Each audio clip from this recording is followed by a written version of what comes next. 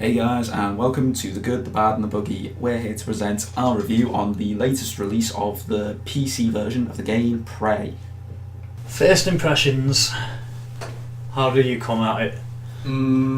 Well, looking at it, story-wise, feeling-wise, immersion-wise, I was instantly hit by nostalgia of Bioshock. Yeah, it does resonate a lot of those initial first impressions where you get out the Bethesda and you're in this city that's all falling apart. Here it's a little bit different, but similar setting, really. Yeah, I was actually so convinced like how Bioshock it was. Like I completely forgot this wasn't made by the guys from Bioshock. But yeah, that doesn't necessarily work against it though. It fits in with the story, it fits in with the atmosphere. This whole environment that you've been caught up in, that's been caught up in the disaster, it does work really well for it. Gameplay wise,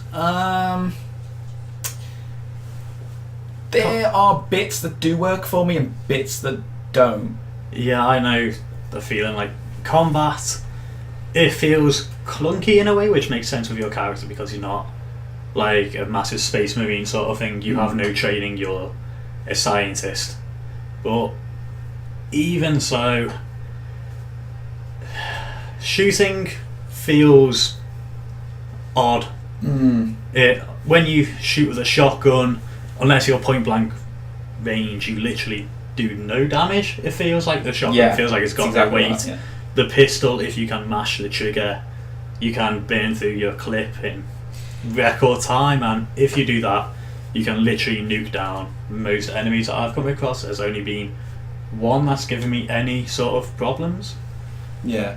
The problem is, what I feel, as annoying as these problems are, so like the shotgun not working unless you're right next to the enemy, or the movement feeling dead clunky, like feeling like sort of like shifting a big overweight person around. If those things weren't there, if it moved and felt the way we want it to, the combat would be really easy. The only reason the combat presents any challenge is because of these issues. So, in a way, it's a lot like Dark Souls, in that the only way that's so difficult is because of the interesting way that the game works. The way that you've got to find your way around these clunky controls kind of thing. Which isn't helped with like the enemy placement. I found with the mimics being one of the earliest enemies that you encounter. They can shapeshift into any object essentially, and for me they were literally thrown in really quickly. As soon as I found my first weapon, I was encountering my first enemy, which I feel was a wasted opportunity. They have the element of surprise, they could be so cleverly hidden in the environment, and I felt that was just wasted. It was lost in a way, because once again, to bring up the point with Bioshock, when you first get out of the bathysphere, it's all ruined, and there's one splicer on the roof, and it's a 20-minute long segment as you huddle in the bathysphere and slowly make your way out exploring the environment before you come across this first enemy. Here it was like the first bin that I came across, which was in an office stacked up next to a bin, so I thought this is a bit weird having two bins next to each other.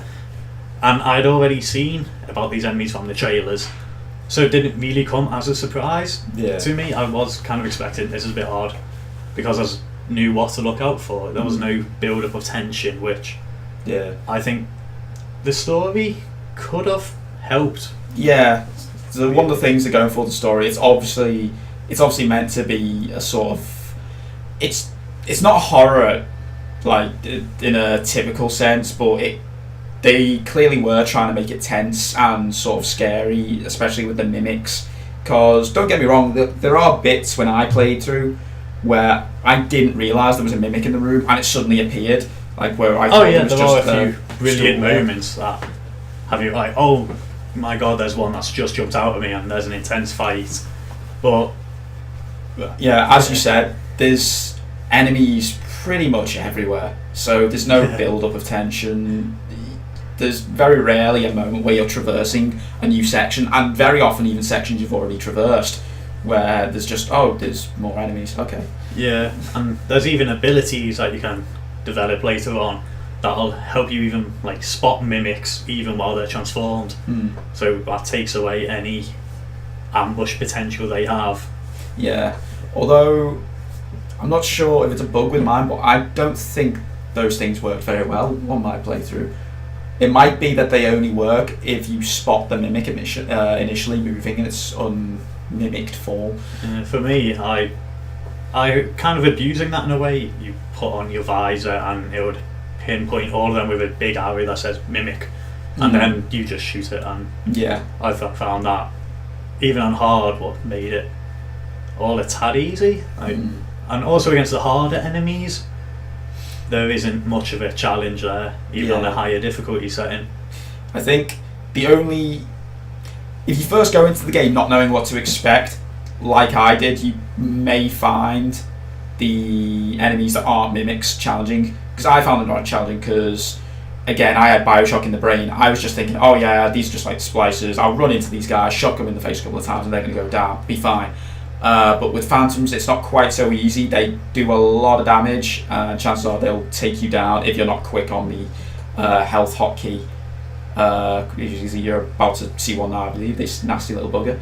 But yeah, but once you get into it, it's like, okay, I can't just rush at these guys, I need to do some sort of strategy, I need to like stun them somehow or gain some kind of advantage. Once you start getting into the habit of doing that, combat gets pretty easy. Yeah. And also, I never found that I have to worry about ammo, because you can literally melt down the environment into resources, which you just put in your pocket, and then you get to these fabricators and you can build more ammo. And once you get to a certain level, and I found I reached that level fairly early on. Yeah. And once I could make 90 pistol rounds, literally every enemy.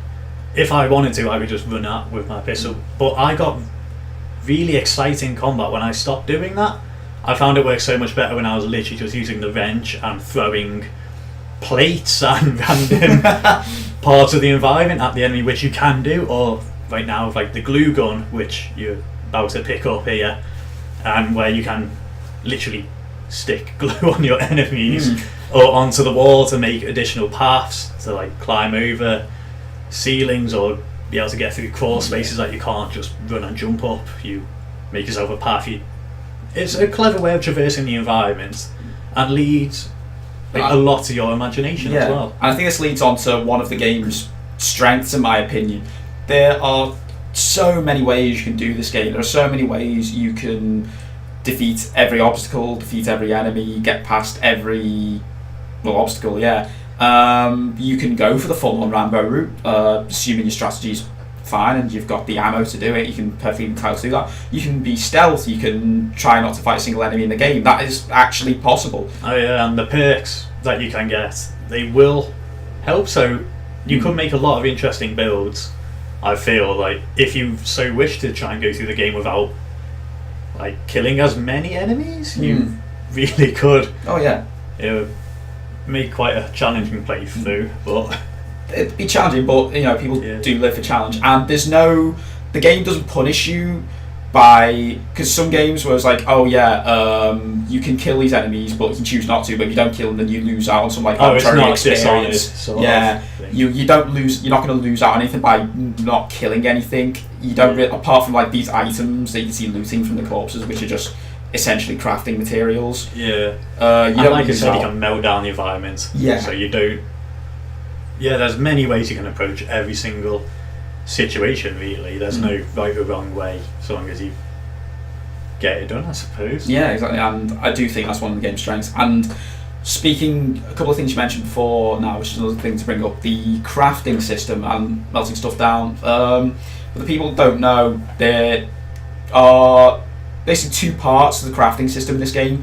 First of all, you've got to actually gather the materials. Now, there's a couple of ways you can do this, but the most common way is just picking up any and all junk you can find in the game, and there's a lot of junk. Like banana peels and there's skins of fruit. Everything you can think. I mean, these guys were messy. No one puts anything in the bin in this game. But, and you take it to this recycler thing, and what the recycler does is it breaks down all these stuff into 5 categories of components, and then you pick up all these component blocks that you've made, and then you can shove them into the builder machine thing, fabricator, and assuming you've got the plans for those things, and there's plans for different things being all over the game, you can then just build those things.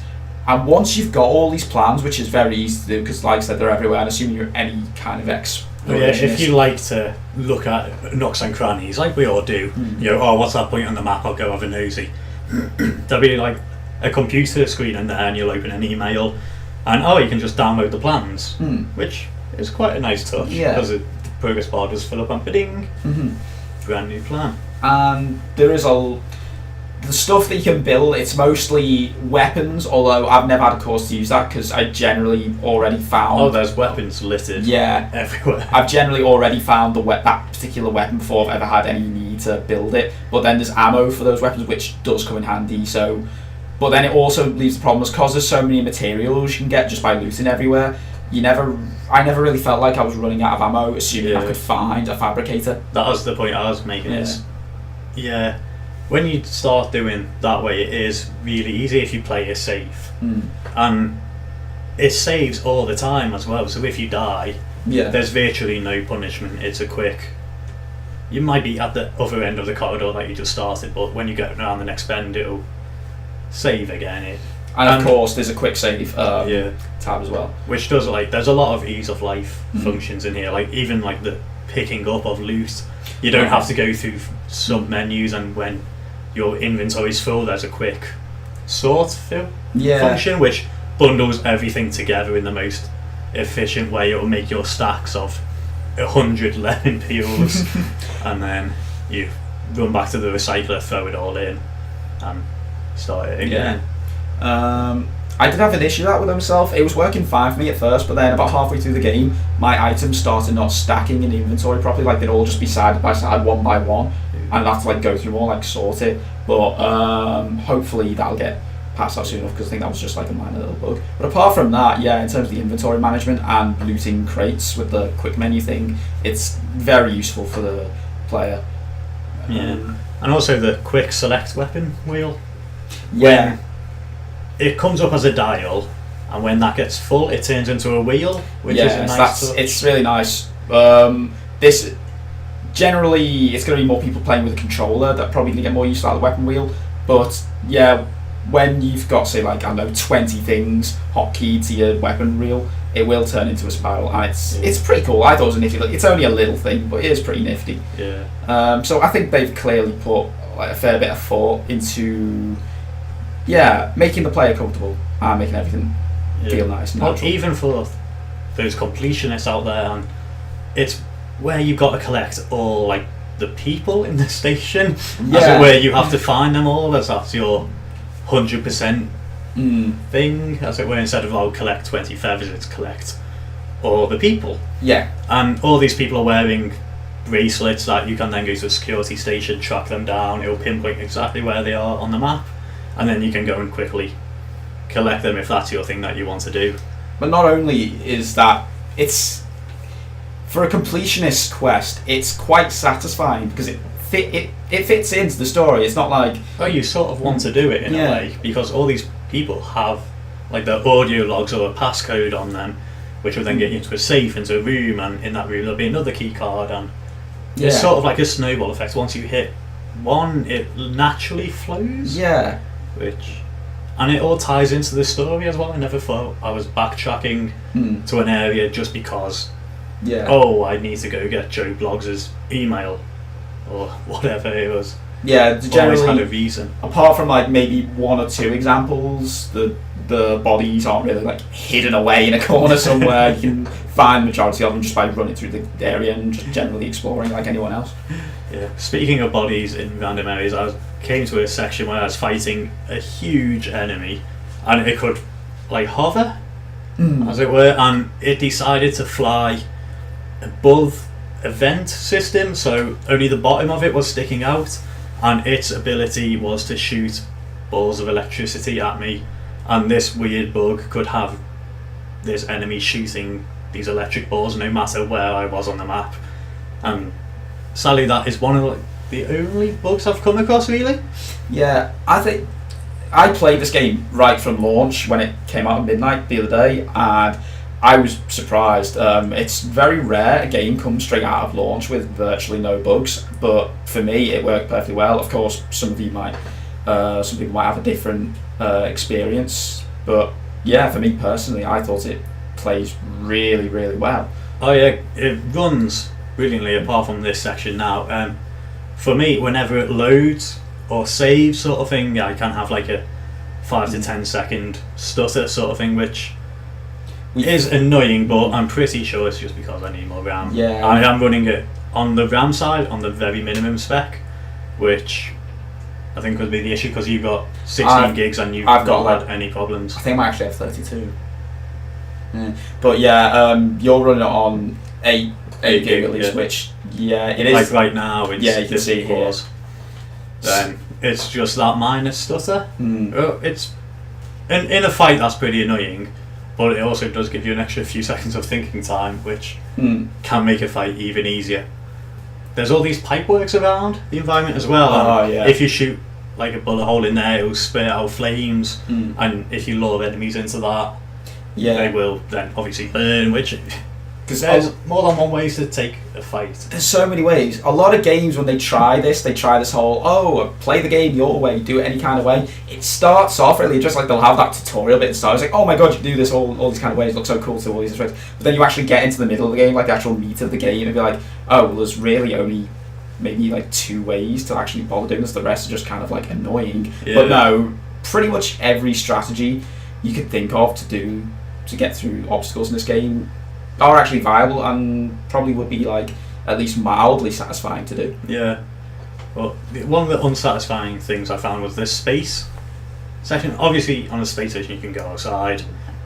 It would be more annoying if you couldn't, but it was nice. Is the way I think to sum it up. There was nothing. There was nothing there to do. It was a novelty thing. That was it. Yeah. It was like the designer sort of looked at it as like, oh well, we're in space. I guess we should go into let you do a spacewalk. Yeah, which I think would be more annoying if you couldn't. But there isn't a great deal to do. You can go out, patch up an airlock, go out of it, climb back in a ruined segment outside, collect a few things, and then go back in. Really. You can every time you go into a new area, you can open up that airlock, and then that'll let you fast travel around. But from the central hub in the lobby, I found you can get everywhere fast enough. The game claims a tutorial message that you can use these like opened airlocks to fast travel everywhere, like you said. But I never really got the impression so far in my playthrough that I've needed to do this. No. The only situation I can think of where you would is if you've just been focusing on the main story, not been touching any optional objectives, and then. Because, I mean, we've been saying fast travel, but there isn't actually a fast travel system in the game. Like, you have to travel everywhere yourself.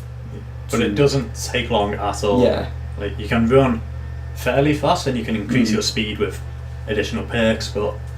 Yeah. Space just feels slow compared to, I think.